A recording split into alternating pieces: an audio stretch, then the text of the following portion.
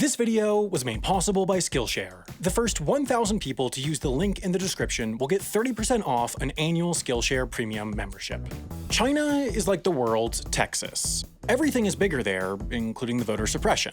Now, this video is about one of those uniquely Chinese big things. But unlike other Chinese big things, whether it be their big wall, or their big dam, or their big boy with his big head, China doesn't show this massive structure off. In fact, much like their re-education camps, their ghost towns, and their most other things, they've tried to keep it a secret.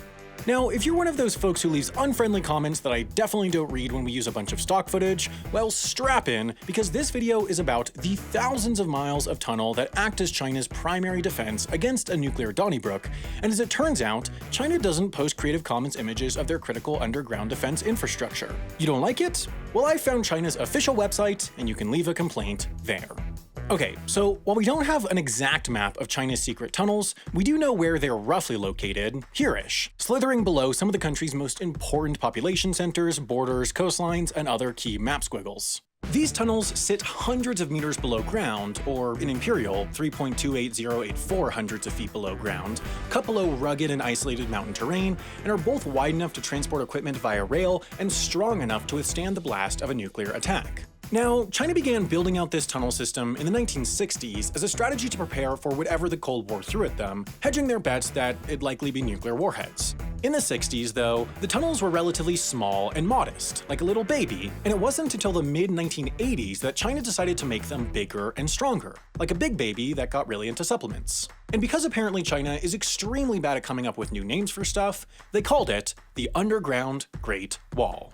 To understand why China dug tunnels 3 times the total distance that Vanessa Carlton would walk to see you, and then called it a Great Wall, we need to talk about China's no first use policy.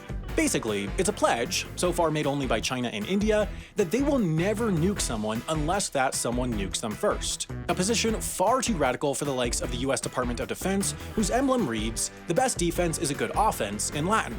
While such a policy grants China the moral high ground, pledging to not shoot first, it also, necessarily, requires China to get shot first, and if there's one thing I learned when I went hunting with Dick Cheney, it's that people hate being shot.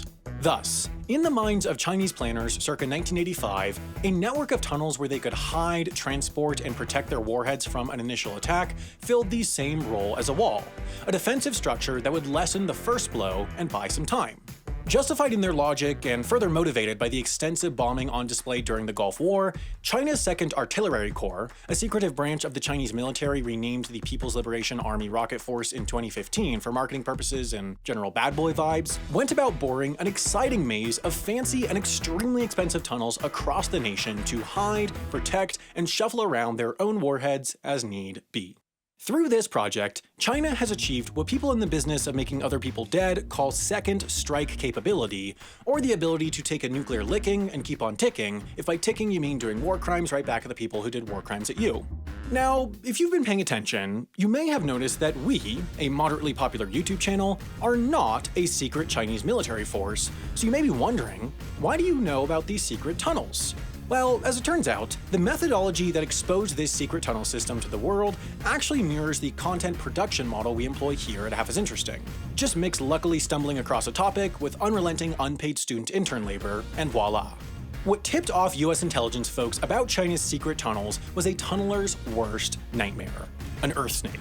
That sounds terrifying. Actually, wait, sorry, it was an earthquake. Man, we've got to stop writing our scripts on paper towels. It's way too hard to read. You see, in 2008, the province of Sichuan shook like never before, to the tune of nearly 8 whole Richters. While the disaster was sad, China's response was odd, as not only emergency teams but also engineers, radiation technicians, and folks wearing white scrubs charged into the inland province before China suspiciously closed the epicenter area to media and camera crews. For some curious, snoopy, tenure-chasing University of Georgetown faculty, this odd response justified further investigation.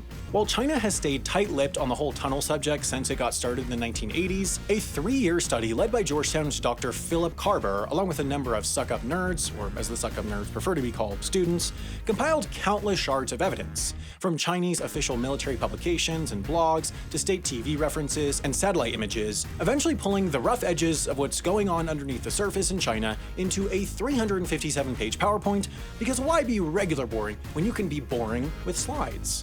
It's possible that global intelligence agencies know about these tunnels and just don't want to tell us, but for now, the only reason we really know anything about China's secret tunnel system is thanks to Karber's PowerPoint, proving once again that China's greatest global enemy is the Microsoft suite. Of course, if you know anything about anything, you know that being enemies with a set of computer programs doesn't make a lot of sense. I mean, for one, how could you be enemies with something that's not sentient? And two, computer things pretty much make the world run, so why wouldn't you want to understand them better? Now, if you follow this logic and you prioritize understanding things and learning, then Skillshare is a perfect resource for you. Take, for example, Marques Brownlee's new course, YouTube Success. In 11 quick and engaging lessons, you'll have one of YouTube's most successful and established creators walking you through the tips, tricks, and best practices in creating videos, from starting a script all the way through posting your work for the world to see. And video production is just one of countless avenues of exploration and expression available on Skillshare. With thousands of available classes on topics ranging from business communication and photography to interior design and productivity, Skillshare can help you expand your skill set, delve deeper into your curiosities and passions, and expand your creative horizons. The first 1,000 of our subscribers to click the link in the description will get 30% off an annual premium membership so you can explore your creativity.